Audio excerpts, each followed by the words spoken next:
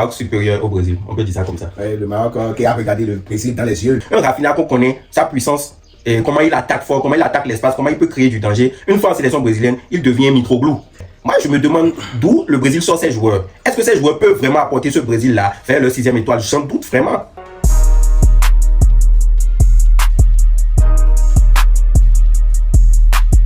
Brésil dans les yeux, actuellement. Le Maroc a montré sur la scène internationale que toutes les équipes africaines doivent prendre des hommes, doivent jouer décomplexés. Il ne faut plus craindre des grandes nations. Exactement. Il faut jouer libérément et faire produire le football. Bon, yo l'équipe, nous sommes de retour sur la chaîne des Brésil Foot pour parler aujourd'hui de l'après-match entre le Brésil et le Maroc. Moi, ce que je voulais dire d'entrée, c'est je trouve que la sélection brésilienne a perdu tout son génie. C'est aberrant de voir le Brésil avoir ce niveau à une coupe internationale. Le Brésil, qui est une très grande nation, autant redouté par le passé, mais actuellement, ils ne sont plus du tout convaincants. Il n'y a qu'à voir les postes, chaque poste, les joueurs qui disposent, surtout en défense et au milieu de terrain. Un Casemiro qui est vieillissant, et Fabio pareil. Du coup, même au poste latéral, c'est pas du tout ça, On peut pas quand même comme on le disait dans nos vidéos précédentes, on se base sur des Danilo, des Sandro pour une équipe en 2026 maintenant. Non, c'est assez pas du tout rassurant. On a les latéraux qui sont sur le marché maintenant. Même au Maroc, regardez, même Mazraoui ou peut-être Hakimi, regardez comment ils sont. C'est des flèches. Vous voyez donc, le Brésil ne peut pas franchement se baser sur des joueurs pareils pour espérer faire une bonne compétition. C'est assez aberrant le niveau qu'affiche le Brésil. On voit un Brésil qui ne peut pas garder le ballon face au Maroc. D'entrée de jeu déjà, ils sont déjà asphyxiés par le pressing marocain. Dans tous les compartiments de jeu, le Maroc était au-dessus sur la première mi-temps. Je me demandais à un certain moment, est-ce que c'est le Bénin qui jouait? Parce que le Brésil n'a pas du tout montré le visage. Le Maroc a, pendant les 30 premières minutes, le Maroc a su imposer son jeu. Le Brésil était asphyxié totalement. À un point où j'étais quand même fier du Maroc, j'étais très très fier du Maroc. Carrément fier. Nous allons plus nous attarder sur le Brésil. Est-ce que tu penses que ce milieu de terrain peut créer quelque chose? Moi, je me demande comment en 2026, des joueurs comme Fabinho, qui ont disparu, ces joueurs qui ont disparu de la scène internationale, se retrouvent encore à une Coupe du Monde.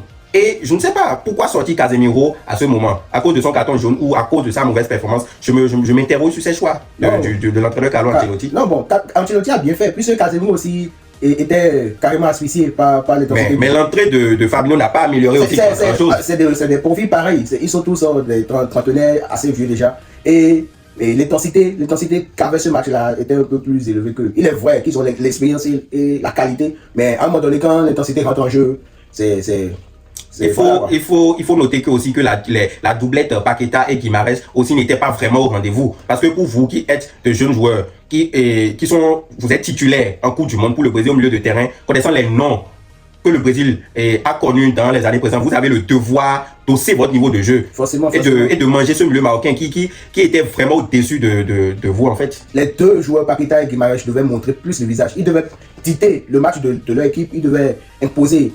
C'est deux joueurs qui ont une qualité exceptionnelle. On connaît tous ce qu'il faut en première ligue. Donc, ils devraient, pour les prochains matchs, ils devraient quand même prendre le contrôle de leur équipe. Être plus à la récupération. Exactement. Il doit faire les deux boulots en fait. Exactement. Donc, c'est ça. Je trouve aussi, je ne sais pas si je suis le seul, que Rafinha est vraiment fantomatique. Oui, il faut le dire, Rafinha est carrément fantomatique en sélection brésilienne. Un Rafinha qu'on connaît, sa puissance, comment il attaque fort, comment il attaque l'espace, comment il peut créer du danger. Une fois en sélection brésilienne, il devient Mitroglou.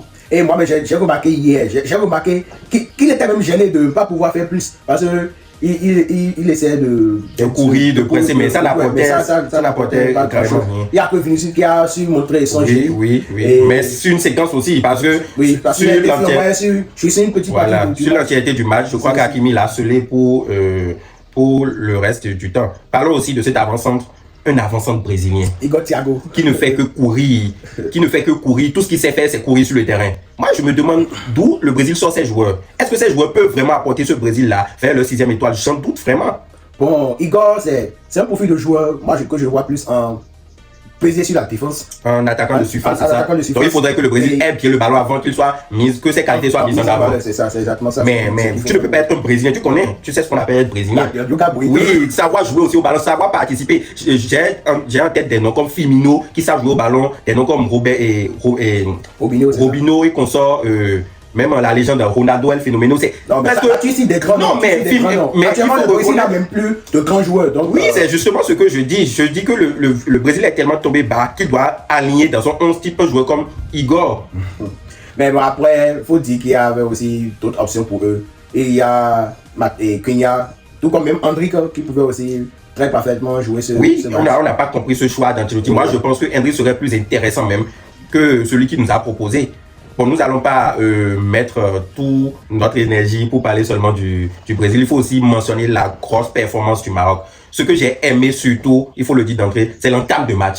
Les équipes africaines doivent comprendre que il faut commencer les matchs très bien. C'est parce que l'Afrique du Sud a fait et déjà à la 8e minute se retrouvait déjà mené au score. Le Maroc a très bien commencé son match. Et si ce n'est pas qu'ils ont aussi manqué un peu de lucidité devant les buts, ils pouvaient déjà se laisser rendre compte depuis la première mi-temps. Tu en penses quoi? Le Maroc avait effectivement l'option de carrer carrément ce match parce que le Brésil n'y était pas du tout. Au moins en première partie, oui. il avait de quoi punir ce Brésil.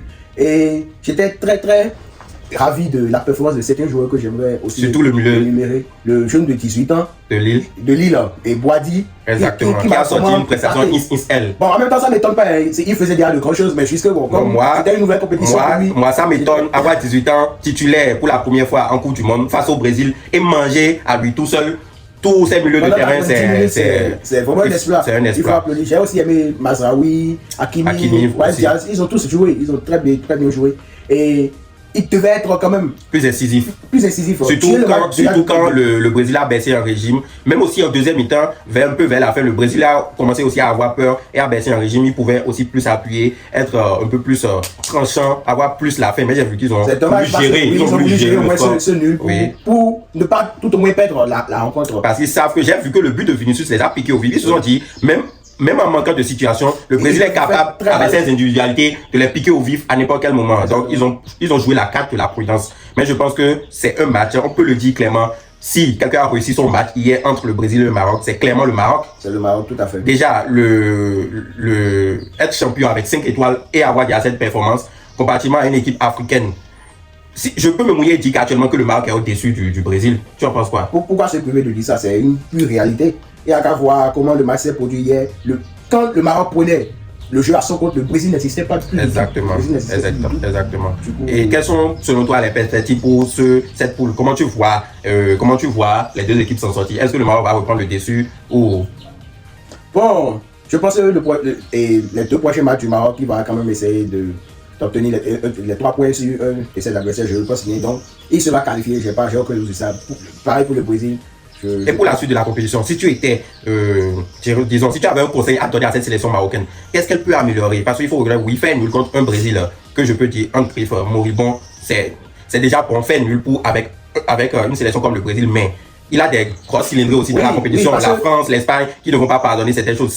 S'ils veulent faire mieux, qu'est-ce qu'ils doivent améliorer, en fait? Exactement. Le Maroc, actuellement, dès que la compétition va avancer, au fur et à mesure, les difficultés vont augmenter, en fait. Oui. Donc, il a intérêt à déjà monter en régime, savoir, comme il a fait contre le Brésil, regarder les adversaires plus coriaces dans les yeux et savoir gérer aussi ces temps faibles pour ne pas prendre de but. Et je pense que ça devrait aller. Parce que pour l'édition passée, la Coupe du Monde passée, ils ont quand même été en demi-finale. Donc, je pense que s'ils faisaient moins, ce serait une déception pour eux. Donc, ils doivent tout faire pour être plus solides, gérer un peu plus le temps faible. Et essayer de ne pas encaisser des buts qui sont vraiment préjudiciables pour leur parcours. Et à chaque fois, dès qu'ils trouvent des occasions quand même. D'accord. Vraiment, merci, chers tous, merci d'avoir suivi ce débrief. Que pensez-vous de cette analyse? Pensez-vous que le Maroc sortira premier de sa poule face au Brésil? Dites-le nous dans les commentaires. N'oubliez surtout pas de vous abonner, de liker la vidéo. Ça nous aide pour le référencement.